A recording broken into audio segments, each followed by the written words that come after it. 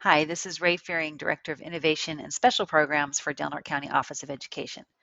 I have an activity that you can use with your students the first week of school.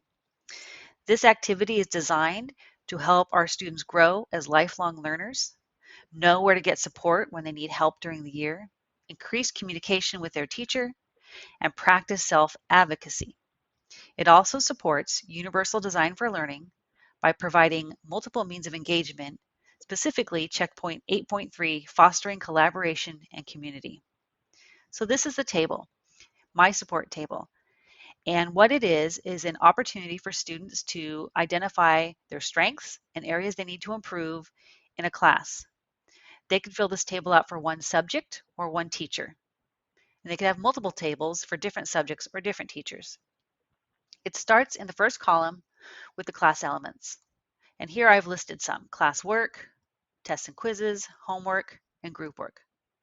Next, the student would take the table and list their strengths for each of the class elements.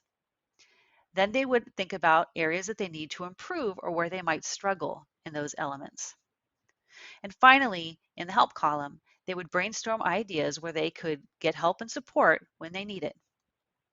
The real magic happens though when they share this with their teacher and get teacher feedback as well. Here's an example of a completed table.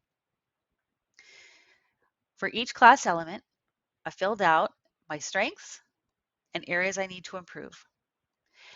And then I brainstormed ideas that might support me and provide help for me when I get stuck or come across something difficult. When I shared it with the teacher left comments. So on the first element for classwork, I wrote that I don't like asking for help. I don't want people to think I'm not smart. And I brainstormed that I was wondering if tutoring was available, where I could get more one-on-one help. And the teacher responded that tutoring is available with Mr. Math Tuesdays and Thursdays from 3:15 to 4. The teacher went on to provide feedback in a variety of areas to help me find resources and make connections and build that community of learning that I need to support me during the year. Including for class presentations, I mentioned that I get very nervous talking in front of class. I asked if there was another option instead of speaking in front of the whole class, and the teacher responded, "Let's try a Flipgrid for your first presentation. You can practice and submit a video to me." That's an easy way to practice, get some experience, and really lower those nerves by not having to talk in front of the whole class. If you're doing this in grades 5th and up, you can have the students fill in their own table. If you're doing this with lower grades, you might consider doing a whole class table and even posting it in the classroom to help students remember where to go and how they can get help and support during the year. They could even make this for multiple teachers or multiple subjects. If you're interested in trying this with your class, I will list all the links below this video, including the template, the example I just showed you, as well as the lesson plan.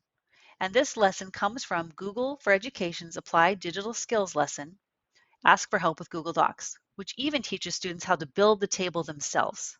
So if you want to take it deeper, check that out.